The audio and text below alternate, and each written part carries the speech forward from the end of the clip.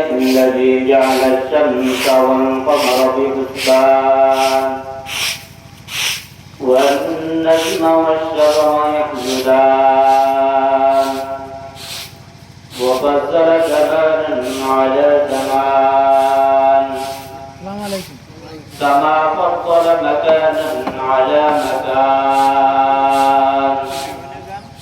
وإنسانا على إنسان ونشهد أن سيدنا وسندنا وحبيبنا وحبيب ربنا وطبيبنا وطبيب قلوبنا ومولانا محمدا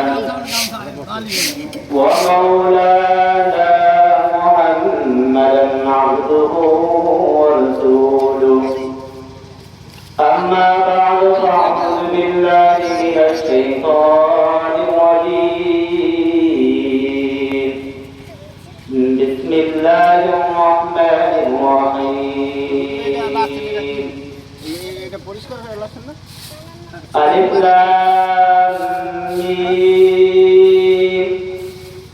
ذلك الكتاب لا ريب فيه هدى للمتقين قال رسول الله صلى الله عليه وسلم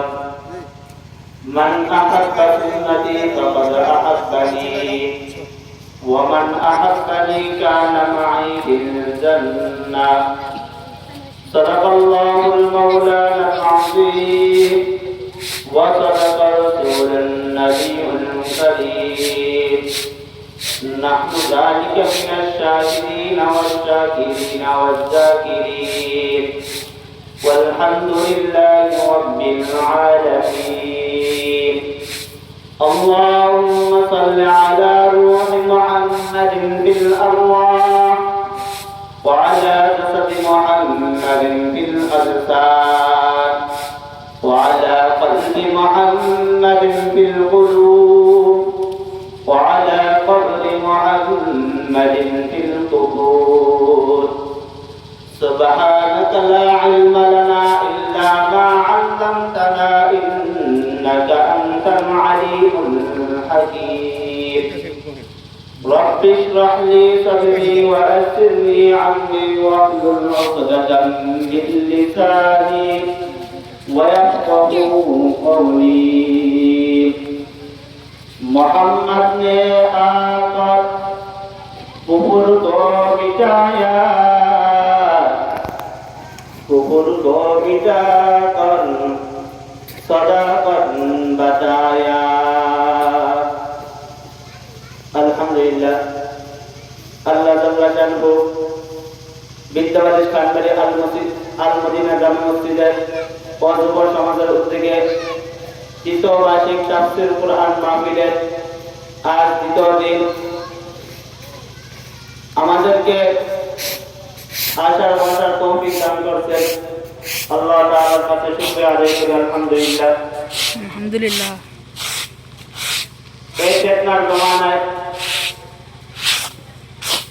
একটি কোরআন ও হাদিস থেকে একটি কোরআনের আয়াত তেলাওয়াত করতে এবং হাদিস পয়গম্বর আলাইহিস সালামের অসংখ্য হাদিস থেকে একটি হাদিস তেলাওয়াত করতে আল্লাহ তাআলা চায় এই হাদিস এবং কোরআনের আয়াতের উপর কিঞ্চিত পরিমাণ আলোচনা করিব আল্লাহ রাব্বুল আলামিন পবিত্র কালামুল্লাহ শরীফে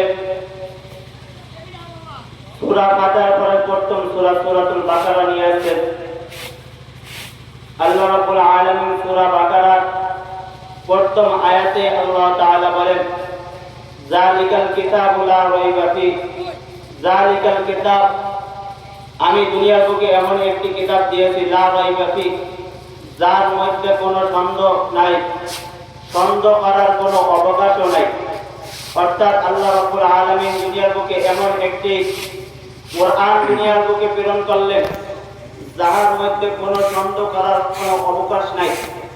আল্লাহ রাব্বুল আলামিন যখন কুরআন দুনিয়ার বুকে কোরআন নাযিল করার পরে মক্কার ভিতর সমস্ত এই বড় বড় পণ্ডিত